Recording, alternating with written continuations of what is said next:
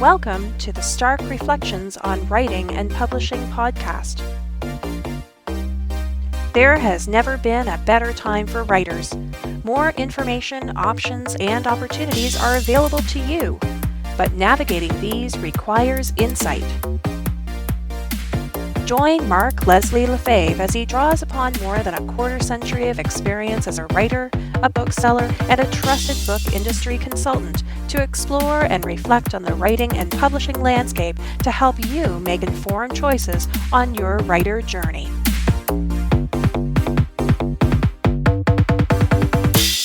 Hello, Reflectives, and welcome to episode 426 of the Stark Reflections podcast.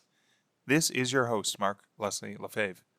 Today's episode, I'm on the road. As mentioned in previous episodes, I am currently in Victoria, BC, visiting my beautiful granddaughter and family, and it's been a long day for me as I'm putting this episode together.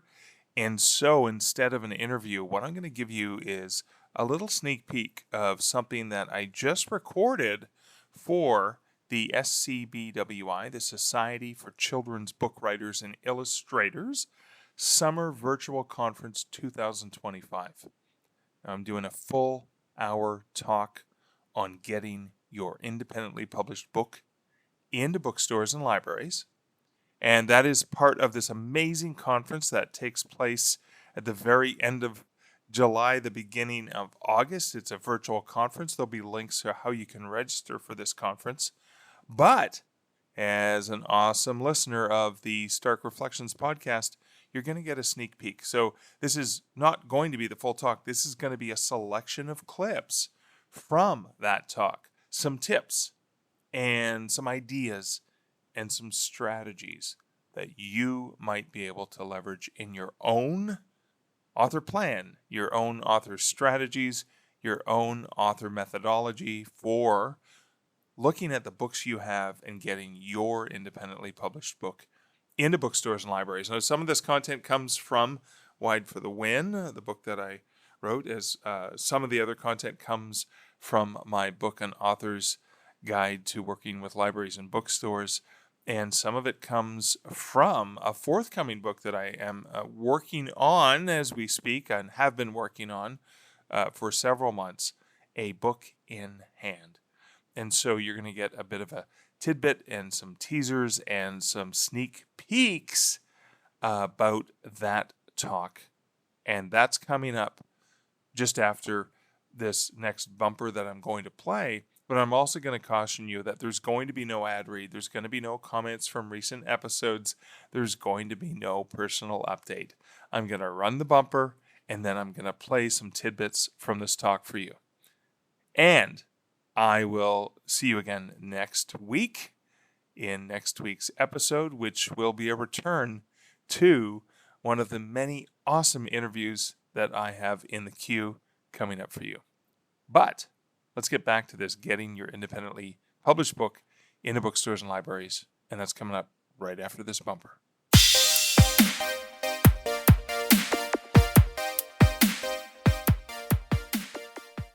Okay. The first thing as we get started here is that I want you to understand, I'm going to share some ideas and techniques and strategies with you, but just remember that there's no one way to do it. That these are just ideas that you can use. I'm hoping that as you watch this or listen to this, you're able to adapt some of the things I talk about into your own way of doing things based on your own comfort level and what works for you. And that's one of the things we're going to go into in the worksheet, is trying to determine some of the things that work best for you based on yourself and the own awesome uniqueness about you. Now, the second thing is that some details will only apply if you're indie self-publishing. Other details are universal. So for example, like setting prices and things like that are things you may only be able to do if you own the rights to it. So that's another thing just to keep in mind if you happen to be traditionally published. And then the third thing is that this isn't all-inclusive. These plans, and it's kind of reiterating the first point, really. I'm just saying it a different way, but these plans are flexible. And take everything I say with a grain of salt. You should do that with any presentation you watch. Just take it with a grain of salt and understand where the person comes from, etc., because we all have different perspectives. We all have different realities. We all publish different things. Let's think about setting your goals and objectives. I know this is going back to the beginning, but it really is important for you to define what success looks like to you and for this book that you may be thinking about as it relates to bookstores or libraries and maybe a book or books. And do you want to set measurable objectives? So they could be such as placement goals. I want to get my book into one or more locations in my hometown or where I live now, etc. Do your objectives include sales targets? You want to be able to sell them, obviously, not just place them in the bookstore. So that's something to think about. But sometimes just having a book in a bookstore is pretty darn exciting. So the other thing to think about is an event or a reading or a signing, is that important to you? And that's going to change the way you approach this, of course. And that could also be something that can lead to sales, not just placement, but sales. And how important is long-term planning? And I'm going to suggest long-term planning should be important to you, because it's the long-term planning that, I guess that the long-term planning is something that works really well in the traditional bookselling and library world. And therefore, even as an indie author, thinking long-term is really important for you to get that mindset. And another thing to think about is media coverage important? And that may be something where if you're doing in-person events, media coverage may be a possibility, depending on the library or bookstore that you're working in, because some of them may already have contacts where they spotlight things that are going on in that location. The other thing is determining your budget, and this means how much money and or time you allocate to. So there's a budget for money and there's a budget for time. And so, things like the production of the book, the editorial, the design, the formatting, a lot of this is mostly money, but it's also time, finding the right people, etc. And then the marketing of the book. The marketing of the book's availability, not just the book as being available, but being available at local bookstore or library X or Y. And how much time you're going to spend reaching out and connecting with librarians and booksellers. And I'm going to suggest that you should probably budget some time for that as part and parcel of the marketing that you're going to do for this book. Now, Tim Grahl has a really great way of looking at understanding your target audience. And he says that the number one success strategy, this is for a book launch, of course, when you're thinking about that, is that you believe the best thing that someone can do for themselves is read your book. So let's dig into some of that. Now, this is what Tim recommends. He suggests to get to this, like to think about how this can be the best thing that someone can do is read your book because it's ideal for them. So first, make some time to be alone. Digital free, potentially, truly alone. A walk in the woods is a really good thing, a la Henry David Thoreau, having a walk in the woods, some time to be truly alone so you can kind of gestate and think about those things. And then when you finish that, or maybe you have a notepad with you, write down your why. Why do you write? Why did you write this particular book? And then once you've done some chewing, some thinking, and you understand that why, finish the following sentence. People should read my book because. Okay? People should read my book because, and if you've done some thinking about it, you should probably have some good answers. I'm going to dig into some other things that you can do. This is sort of the beginning of that sort of workshop. There's no handout for this, but basically it's pretty easy for you to write down your why and finish the sentence. People should read this book because. Other things about understanding your target audience. This is just some strategies I really want to share. And think about this. So who is your target audience? Who would be interested in and benefit from your book? And this is something you can do with a notepad and making bullet points. What problem does your book solve for them? What benefit does the book bring to them? Now, with nonfiction, it's usually pretty obvious. Nonfiction book about, understanding the importance of potty training, for example, is very, very clear. It's very obvious. But if there's another problem that, it's going to solve for, children learning to come to terms with celebrating the differences and the diversity and stuff like that. So those are very obvious, but sometimes based on the themes in your book, the problem is a little bit less identifiable as a nonfiction book that sort of has that target in there. But there is probably a problem the book solves for them. And the problem could be something as simple as I've read this book by this author and I love it and I want another book like that. That solves a problem. So that can be part of your problem solving. So again, to that end, what are the other books that this person is likely to have already read and enjoyed? And that's known as comp titles or comp authors, comp being short for comparable or comparable, depending on how you want to pronounce that. And then what are the other things that this person is likely to enjoy and experience in general? It could be other activities not related to reading, but that may tie in and connect to that reading experience. And then again, back to you. What is so special or unique about your book, your experience that adds to this experience of why your book is so important to this reader and the benefit in this problem solving? But also, what's so special or unique about you that adds to it? And I will be getting into that in a workshop we'll talk about in just a little bit. The next thing I really want to talk about, and this is a tool I like to use. I can use it when I'm developing a pitch, to pitch a book to a publisher, but it's also a thing you can use to pitch a book to the potential target audience, or at least understand the target audience. And I'm going to go back to the Venn diagram created by John Venn, who lived between 1834 and 1923. And a Venn diagram is basically a diagram that shows the logical relation between, sets of data. And this was popularized by John Venn, and you've probably seen it in a bunch of memes, etc. But I like to think about the Venn diagrams when I look at my book. So, for example, Haunted Hamilton, which is a book of ghost stories about Hamilton, Ontario, Canada. So it has a bunch of different audiences, potential audience. So first of all, one group of potential readers might be, and that's one circle, people who love ghost stories.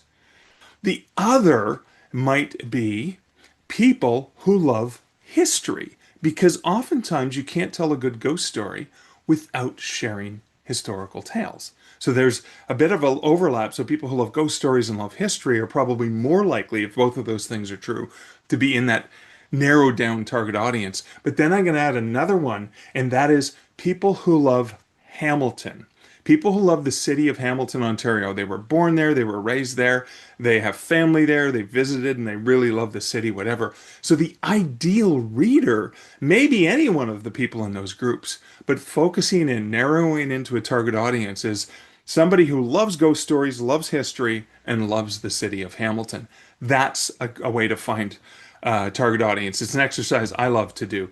And other things is looking at comp titles that maybe, okay, what are the other books or experiences people have had, like going on a ghost walk, or they've enjoyed reading about the War of 1812, or they've, grew up reading the Scholastic Canada, Haunted Canada books. And again, I'm very Canadian in these responses, but of course, my audience is most likely going to be Canadians as well.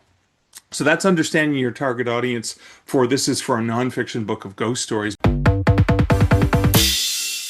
But digital, even though it opened up opportunities for us, is really merely the beginning. And this is particularly important when you think about young readers and you think about children, because I know ebooks are continuing to grow, but print is still way, way larger than most self-published authors realize.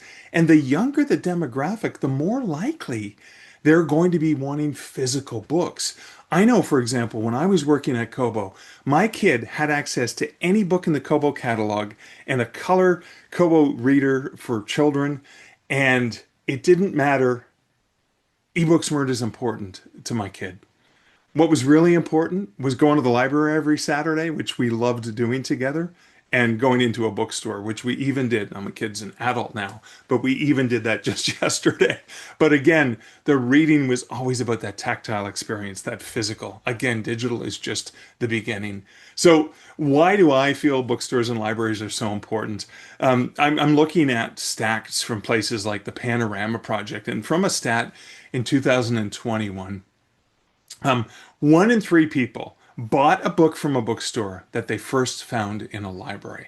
That is so important when you think about the demographics. So, libraries are actually places where people can discover books and talk about the books where other people may buy because of that, or they found it in the library first and then wanted to own it or wanted to gift it to someone else. And gifting is another really important aspect for people who are in, writing for younger readers.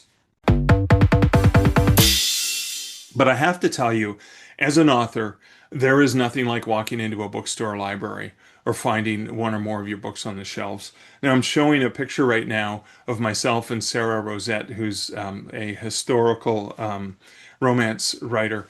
And Sarah and I were at an event in Florida several years back at Haslam's bookstore, one of the oldest independent bookstores in the United States. It's a new and used bookstore. It's gigantic. It's huge. And I knew they had my book, Tomes of Terror, which was traditionally published. But they also had Sarah Rosette's book, which was a series of her books. They had them on display near the front in the mystery section. And that was self-published. That was indie published. So this is an example of the fact that it doesn't matter how the book is published, because now I know why Tomes of Terror was in the bookstore. I wrote about Haslam's bookstore and the Ghost of Jack Kerouac, and I had let the bookstore know, hey, you guys are featured in this book. So ever since it came out, they always carried a copy, and I always swing by, chat with the staff, and sign copies of the book. But I asked the manager, why are you carrying this self-published book, and how did you find out about it?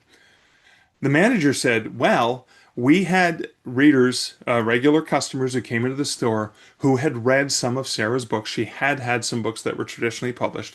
They had also had some of her books in their used section that readers had purchased her books online and then sold them back to the bookstore. And those used books started selling. And when the manager was talking to the customers, they said, we really loved Sarah's books. So they kept asking, hey, do you have any more Sarah Rosette? So the manager went online and ordered them, even though they were non-returnable. The reason they did that was because customers really wanted Sarah's books. They loved her stuff. The manager had experience knowing that Sarah's books had sold, and that's what led to this sale.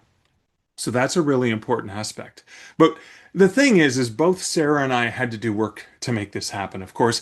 And of course, Sarah's readers, her fans, had to do work. And she didn't even know that this work was happening because local fans were reading her books. But that's because she did all the work initially, right? She did that initial work way back when.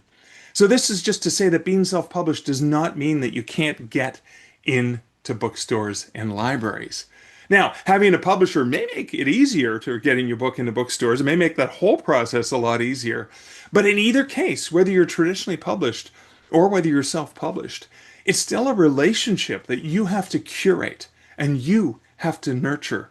And this is a long-term thing. There's no easy button for this. There's an easy button potentially for getting your books published, but there's no easy button for the relationship. So I'm going to dig into some of those details as well. And the key thing, one of the most important things that you take away from this presentation is don't ask what your local library or bookstore can do for you.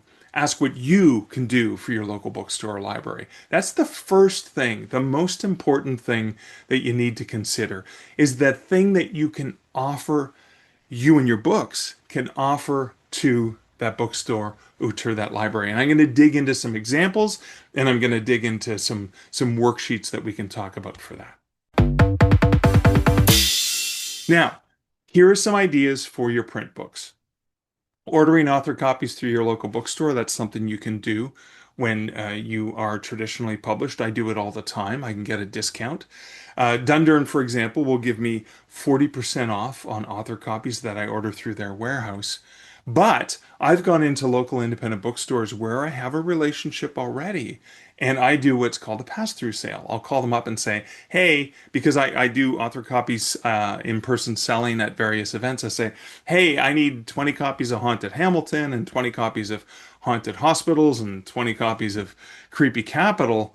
Can you order them in for me? And usually what I get is some sort of staff discount for this bulk purchase.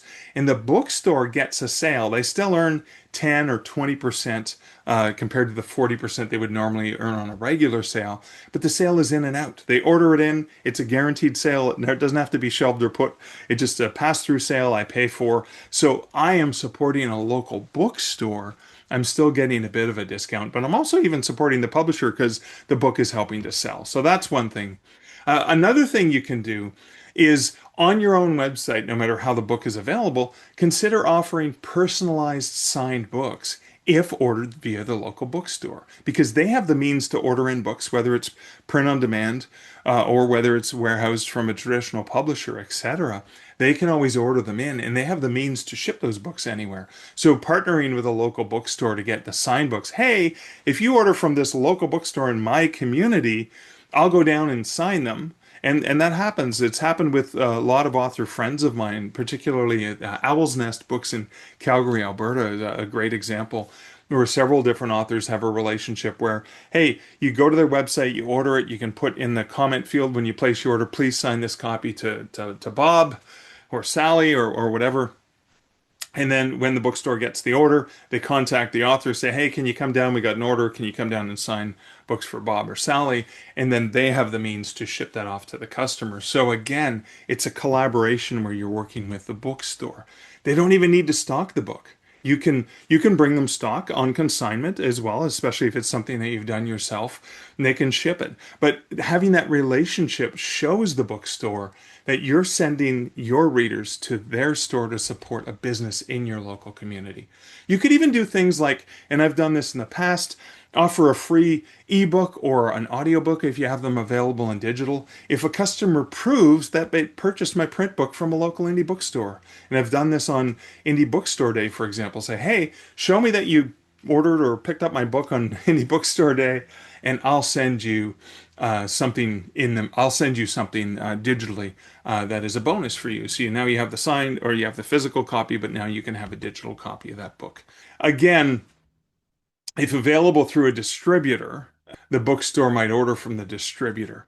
Now, traditional and published titles are usually fully refundable, so there's less risk to the bookstore. But one of the things I've done with local bookstores is I've asked them if they could bring in my non-returnable print-on-demand stock because I want to do an event or I want to send customers to their store and point people that, hey, my books are available there, that I'll buy up stock afterwards. So if the books don't sell and they've been sitting there a while, and this would be a time where they would normally in their cycle of selling and returns want to return them, call me up, I'll come in and I'll buy them.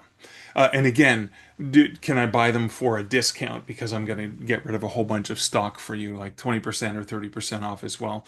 A lot of local bookstores, whether they're chain or independent, have a consignment basis as well to get your books available. But now I want to get into something that I think is really important. And that's considering what your offer is. And this is some of the worksheets that are going to be on the aforementioned website URL. So the worksheet's going to ask you, okay, when it comes to your writing, write down your background and the length of time that you've been writing. And I'm going to give you some personal examples from this as well. So think about the background and the length of time. And then look at your writing, like your publishing experience, what your credit is. Also related to writing, what genres, what kinds of writing do you do?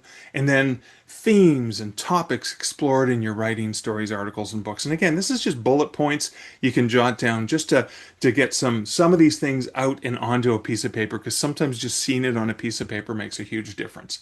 Then on the next sheet, it's a two pager.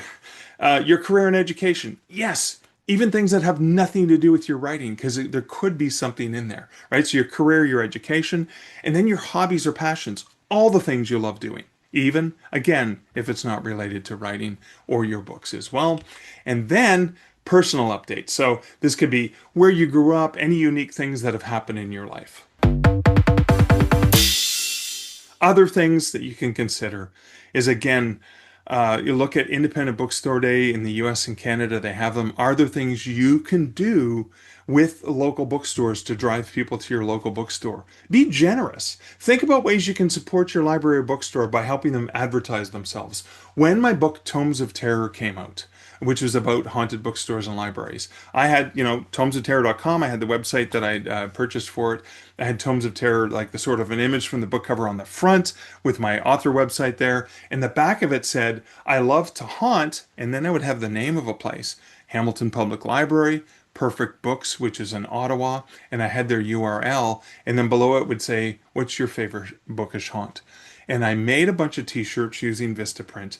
When I was doing book events at these various locations, I brought extra shirts, and I gave them to the staff and said, these are yours complimentary. Feel free to give them to your favorite customers. Like a lot of bookstores will have customers who are repeat customers. They're known by name. I mean, as a bookstore manager myself, I knew certain customers by name, and when certain things came in or certain promotional pieces from publishers, I put them aside and go, oh, you would love this coffee mug, Michael Connolly coffee mug, because I know you love Michael Connolly's novels, or whatever that stuff was that I could get from sales reps, etc.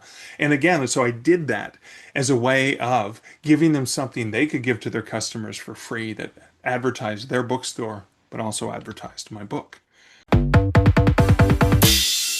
I've also done things, I partnered with local Ghostbusters when I was in Ottawa launching Creepy Capital, a book of haunted ghost stories about Ottawa. And I brought in some local Ghostbusters, from local community groups who love to cosplay as Ghostbusters and came in. And so I had my skeleton Barnaby there, I had the book, and people could come and get their pictures taken with a Ghostbuster. So again, it advertised their group to other people in the community, but also helped draw people in who may come for the Ghostbusters and go, oh, let me check out this book of ghost stories as well. I've done events at local bookstores like Epic Books in Hamilton where I'd go and do readings, like family-friendly ghost story readings, close to Halloween, just to try and draw people into that store as well.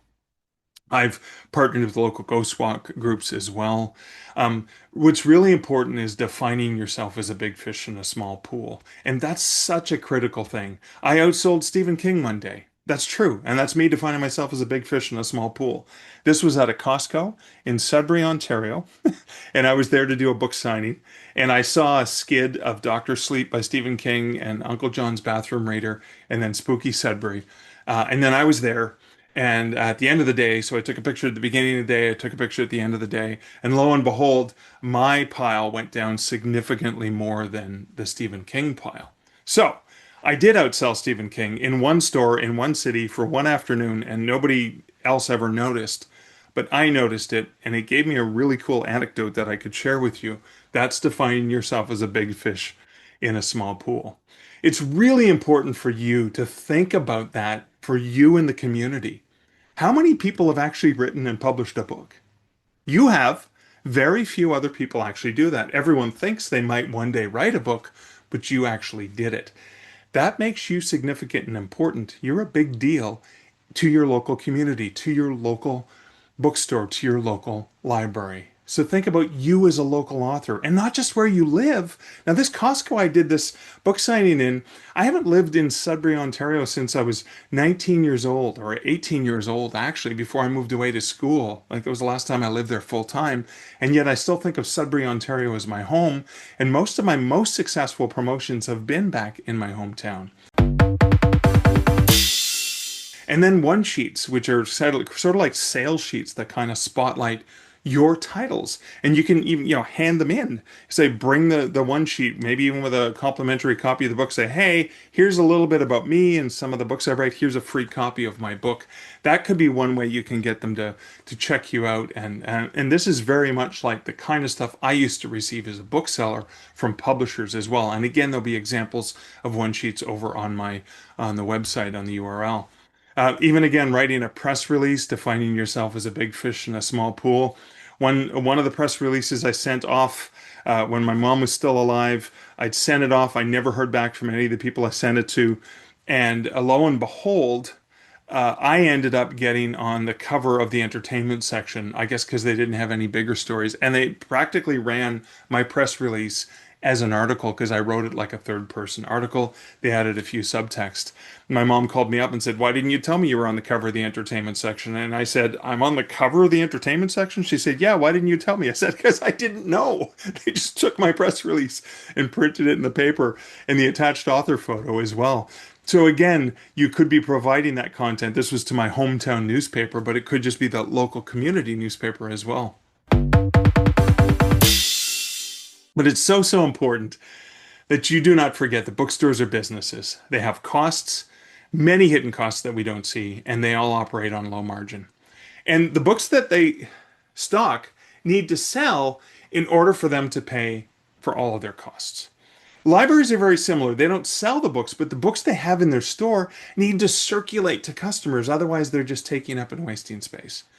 And be mindful of your time and approach. So if you walk in during the busiest season, like Christmas at a bookstore, it's not the ideal time to pitch your book as well. And also think long term. I was just at an Indigo yesterday here in Canada. My kid and I were shopping there, and I happened to, they had some of my books. So I said, hey, can I sign some of my books that you have in stock? And I signed them. And the marketing manager came over to introduce herself to me. And I said, hey, I've got, spooky stories here. And I'm, this is July that I'm talking. She said, yeah, I'm already booking out for September and October. So I'm here in July and we're planning an event for October. So thinking long-term is really important as well, especially if there's seasonality in your books.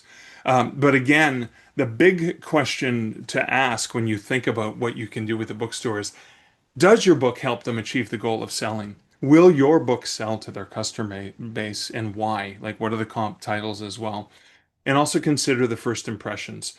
If you have a relationship with and already support the bookstore library, if they recognize you, that's probably going to be a path of least resistance to make that relationship a little bit stronger.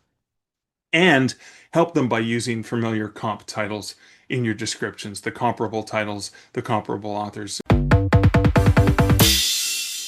And that's the end of a bunch of teaser clips and samples and examples and potentially strategies and ideas that you might be able to use for getting your book in libraries and bookstores.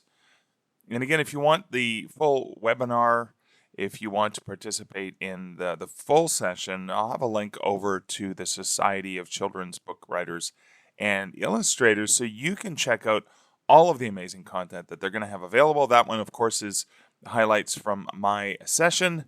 But as always, I love to give you guys special treats to help empower you on your writing journey. But that's it for this episode. Thank you so much for listening. If you want to support the podcast, you can do it over at patreon.com/StarkReflections. And a huge shout out and thank you to my awesome patrons who help provide support, and not just financial support, but it is really moral support, knowing that you're willing to throw me a few dollars, like a coffee a month, just to support this podcast. That does mean the world to me.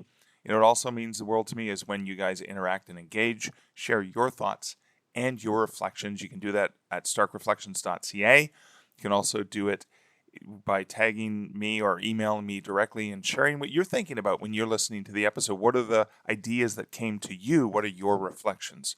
The other thing you can do to support the podcast, of course, is to leave a review wherever you listen to podcasts, because that really helps. As authors know, reviews really help bring that book or that podcast to the attention of potential dynamic or target audience folks as well. The other wonderful thing you can always do is you can share this episode or any episode of the 426 episodes of the podcast with somebody that you think would find value in it, because you're sharing that with someone else and helping them, and you're also helping me. Thanks again for listening. Until next week and next episode, this is Mark Leslie Lefebvre wishing you great writing and good Stark Reflections. Thank you for listening to the Stark Reflections podcast. You can find show notes for each episode at starkreflections.ca.